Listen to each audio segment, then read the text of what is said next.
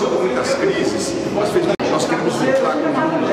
Só que para a gente voltar, nós temos que estar fortes, estar unidos, temos que querer saber qual caminho que nós vamos trilhar. Então, dia 9 é o dia a gente eleger as nossas direções, o tipo de partido que nós queremos construir. Por isso você não pode voltar. Vamos lá juntos, escolhe qual é o seu diretório, vai lá, faz o seu voto, faz a sua discussão, ajude a construir o teu partido. Viva o PT, viva a nossa grande e maravilhosa militância do Partido